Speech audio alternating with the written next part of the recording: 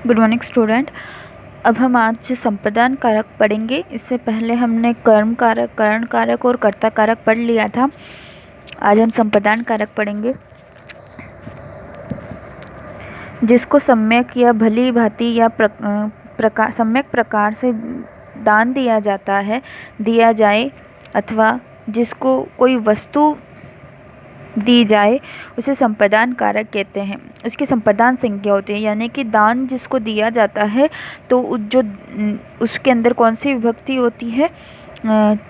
चतुर्थी विभक्ति होती है। और कारक कौन सा होता है? संप्रदान कारक होता है।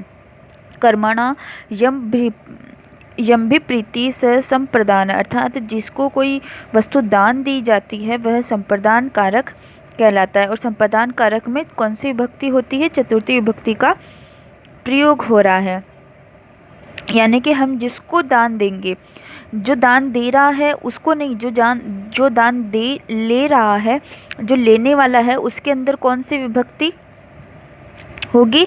चतुर्थी विभक्ति। यानी जैसे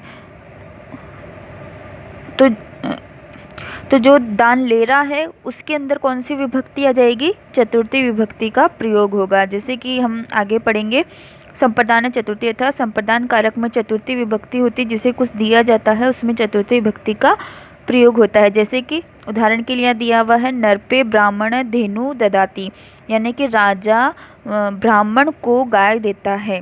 तो अगर हम इसकी हिंदी भी करेंगे तो को जो कारक चिन्ह आता है वो कौन सा आता है? संप्रदान के लिए आता है। और कौन सी विभक्ति आती है संप्रदान की? चतुर्थी। तो अब हमको यहाँ से हिंदी करने से पता चल गया है कि को के कारण यहाँ पर चतुर्थी विभक्ति आएगी। और को जिसके बाद में लग रहा है, यानी ब्राह्मण के बाद लग रहा है, तो ब्राह्मण में कौन सी विभक्ति आ जाएगी? चतुर्थी विभक्ति आ जाएगी। और अगर वैसे देखा जाए तो जिसको हम दान दे रहे हैं, जो दान लेने वाला है, उसके अंदर कौन सी विभक्ति आएगी? चतुर्थी विभक्ति आएगी। जैसे कि यहाँ पे लिखा हुआ है कि नरपे ब्राह्मण धेनु ददाती, यानी कि राजा जो है वह ब्राह्मण को।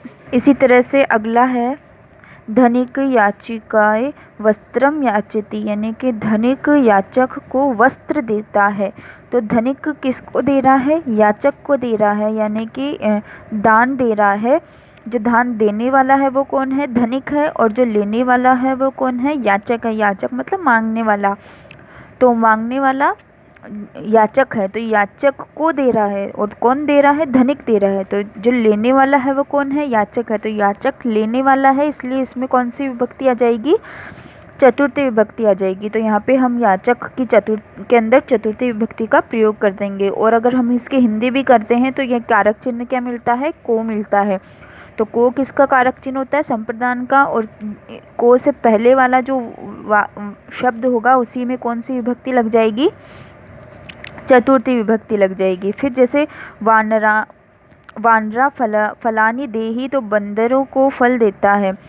तो बंदरों को फल देता है, बंदरों को। तो को किसके पीछे आ रहा है? वानर के पीछे। तो वानर में कौन सी विभक्ति आ जाएगी? चतुर्थी विभक्ति आ जाएगी। बालकाभ्य पुस्तकम ददाती, बालकों के लिए पुस्तक देता है। तो बालकों के लिए, तो के लिए भी इसी का होता है, को और के लिए। तो बालकों के लिए पुस्तक देता है। तो बालकों में कौन सी आ जाएगी? चतुर्थी विभक्ति। धनिक विप्राय गो ददाती, यानी कि धनिक जो है वह ब्राह्मण को गाय देता है। तो दान लेने वाला कौन है? विप्राय, यानी कि ब्राह्मण। तो ब्राह्मण में कौन सी विभक्ति आ जाएगी? चतुर्थी विभक्ति आ जाएगी। यहाँ ऊपर दिए गए पांचों वाक्यों में मोटे छपे शब्दों में संप्रदान कारक है, क्योंकि इन्हीं में कर्ता ने कर्मश धेनु वस्त्र फल पुस्तक और गाय देकर प्रसन्न किया है। इसी तरह से जो है हम इसमें चतुर्थी विभक्ति का प्रयोग हो जाएगा संप्रदान कारक में। अब यहाँ पे कुछ आपको दिया हुआ है कि अर्थात केवल दान देना ही नहीं, अपितु कर्म के द्वारा जो अभिप्रेत हो उसे संप्रदान कारक कहा जाता है। जैसे कि किसी क्रिया विशेष द्वारा भी जो कर्ता को अभिप्रेक्षित के इच्छित हो, संप्रदान कारक कहा जाता है। तात्पर्य ये हुआ कि किसी वस्तु को देकर प्रसन्न करने पर संबंधित प्राणी में संप्रदान कारक होता है। अर्थात साथ ही किसी भी क्रिया द्वारा इच्छित प्राणी को संतुष्ट अथवा प्रसन्न किया जाता है तो तो उस संतुष्ट होने वाले प्राणी में संप्रदान कारक होता है। जैसे कि सा बालकाय नृत्यति, वह बालक के लिए नाचती है। कमला कृष्णाय जलम आनेति, यानी कि कमला कृष्ण के लिए जल लाती है। तो इस तरह से इनमें भी क्या हो जाएगी, चतुर्थी विभक्ति का प्रयोग हो जाएगा। फिर नेक्स्ट आता है अप्रदान कारक, कि अप्रदान कारक किसे कहते हैं। तो इसका है कि ध्रुवम पायो पदानम, अर्थात अपाय सति यद ध्रुव तस्य पादप अपदान संज्ञा भवति, अर्थात किसी वस्तु या व्यक्ति के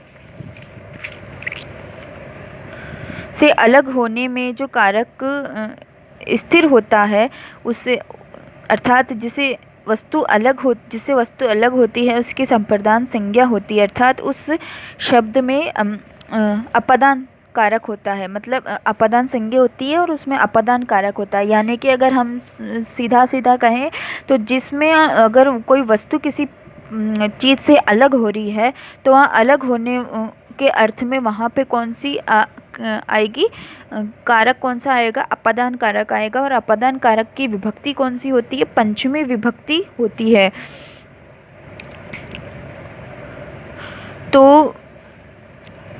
तो जहाँ पर जैसे कि एक उदाहरण दिया मैंने कि जैसे यहाँ पर इसको समझेंगे एक उदाहरण के द्वारा, जैसे वृक्षात पत्रम पतित, यानी कि जो है वृक्ष से पत्ता गिरता है। तो वृक्ष से पत्ता गिर रहा है ना, तो किससे अलग हो रहा है, वृक्ष से अलग हो रहा है। तो वृक्ष के अंदर कौन सी विभक्ति आ जाएगी, पंचमी विभक्ति आ जाएगी। अलग किससे हो रहा है, वो जिससे अलग होता है। कोई चीज़ किसी वस्तु से अलग हो रही है तो उस वस्तु के अंदर क्या आ जाएगी, पंचमी विभक्ति आ जाएगी। जैसे कि अपदान पंचमी विभक्ति भवति, अपदान में पंचमी विभक्ति का प्रयोग होता है। जैसे वृक्षम, ये देखो यहाँ पे उदाहरण भी दिया है, वृक्षम पत्रम पतित, वृक्ष से पत्ता गिरता है। तो वृक्ष से अलग हो रहा है ना, तो वृक्ष में कौन सी विभक्ति आ जाएगी, जिससे अलग होता है, जिस वस्तु से अलग हो रहा है। जो चीज़ अलग हो रही है उसमें नहीं, जिससे वो अलग हो रही है उसमें कौन सी विभक्ति आ जाएगी, पंचमी विभक्ति। तो यहाँ पे इसमें आ जाएगी पंचमी विभक्ति। फिर इसमें हो जाएगी नरप, इसमें हो जाएगी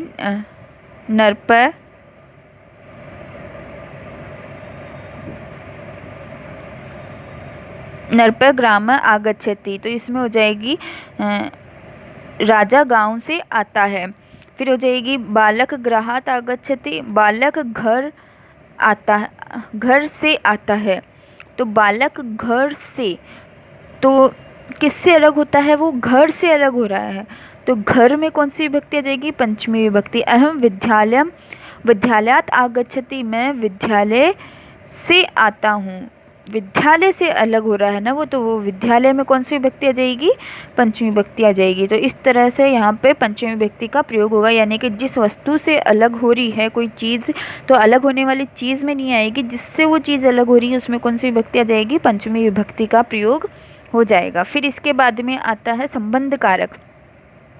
तो संस्कृत में संबंध कारक को कारक नहीं माना गया है, जबकि हिंदी में संबंध कारक को कारक स्वीकार किया गया है। इसका कारण यह है कि संबंध कारक में कर्ता का क्रिया के साथ संबंध व्यक्त नहीं होता, अपितु संज्ञा अथवा सर्वनाम के स्थान के साथ केवल संबंध ही प्रकट करता है। यानी कि ये कोई महत्वपूर्ण स्थान नहीं रखता, ये केवल संज्ञा या सर्वनाम के साथ में अगर कोई संबंध है तो उसी चीज़ को प्रकट करेगा। संज्ञा में कारक उसे ही कहा जाता है जिसका क्रिया से सीधा संबंध होता है। संज्ञा अथवा सर्वनाम का ये संबंध मुख्य रूप से 4 प्रकार का होता है। स्वाभाविक संबंध, जैसे बालकस्य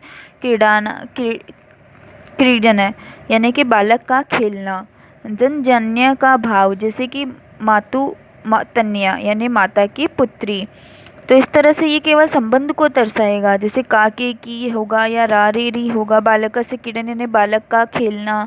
माता के शरीर के अंग, तो अंग शरीरस्य में, तो इसमें शरीरस्य हो जाएगा। और षष्ठी विभक्ति में हमेशा ये श पीछे लगता है, तो इससे भी आप पता कर सकते हैं रामस्य शरीरस्य गीतस्य, तो इस तरह रमस्य, तो ना ये इस तरह से इसमें पीछे लगेगा, तो यहाँ पर जो हो जाएगी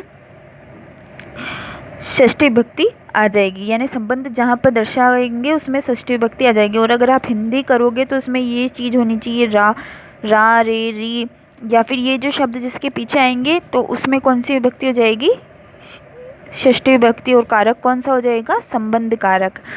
तो इस तरह से यहाँ पे संबंध कारक कंप्लीट होता है। अब हम अधिकरण कारक नेक्स्ट वीडियो में पढ़ेंगे। Thank you.